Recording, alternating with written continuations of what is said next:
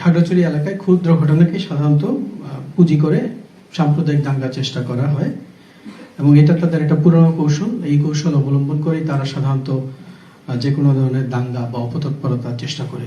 সাধারণত এই ক্ষেত্রে ক্ষুদ্র ঘটনাকে ঘটিয়ে বিভিন্ন সোশ্যাল মিডিয়া ব্যবহার করে তারা ক্ষুদ্র ঘটনাকে এমনভাবে প্রেজেন্ট করে যেন যেটা মনে হয় একটি বৃহৎ ঘটনাতে পরিণত হয়েছে।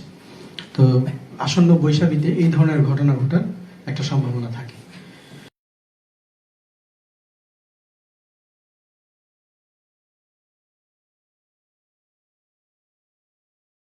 যে এই এলাকায় সাম্প্রদায়িক কিছু ছাত্র সংগঠন রয়েছে যারা বিভিন্ন ধরনের সাম্প্রদায়িক কর্মকাণ্ড এবং দাঙ্গা সৃষ্টিতে উল্লেখযোগ্য ভূমিকা পালন করে। তো এই ক্ষেত্রেও আমরা গত কিছুদিন ধরে গোয়েন্দা তথ্যের ভিত্তিতে জানতে পারছি যে সাম্প্রদায়িক ছাত্র সংগঠনগুলো তাদের কর্মকাণ্ডগুলো এবং তৎপরতা বৃদ্ধি করতেছে। যদি তাদের এই ধরনের কর্মকাণ্ড তৎপরতা বৃদ্ধি পায়, যেটা অবশ্যই সামনের বৈশাখীতে আমাদের একটা ঝুঁকির কারণ হতে পারে।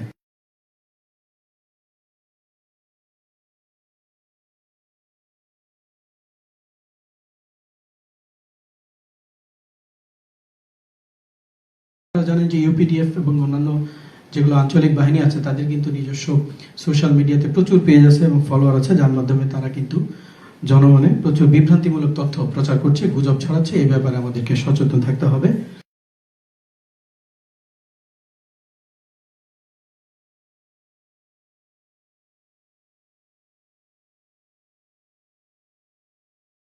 বলছিলাম গত বছর 5 জন শিক্ষার্থী অপহরণ হয়েছিল। তো এটা তাদের একটা পুরনো কৌশল। অনেক সময় তারা অ্যাটেনশন গ্র্যাব করার জন্য এ ধরনের পর্যটককে অপহরণ করে এবং মুক্তিপণ দাবি করে। এই ব্যাপারে আমাদেরকে অবশ্যই সোচ্চার থাকতে হবে যাতে পর্যটকদেরকে আমরা যথাযথভাবে সিকিউরিটি এবং নিরাপত্তা দিতে পারি।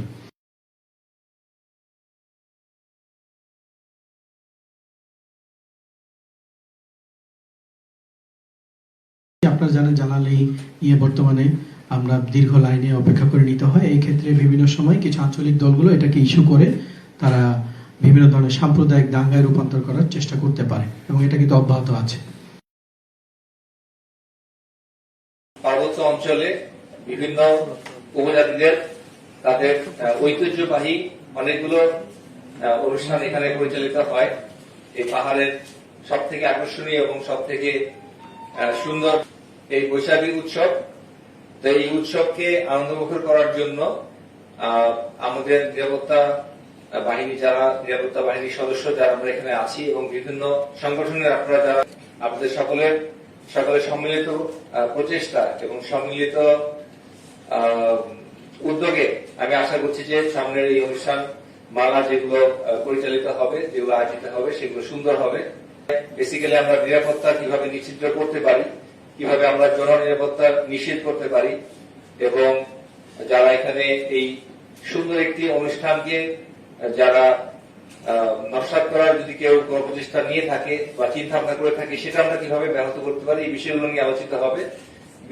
প্রিভিয়াসলি অনেক ঘটনা এবং দুর্ঘটনা ঘটেছে, সেগুলো আজকে এখানে আলোকপাত করা হবে যাতে আমরা এখানে যারা নতুন এবং পুরাতন আছি সবাই আমরা একই ফুটিং এ কাজ করতে পারি।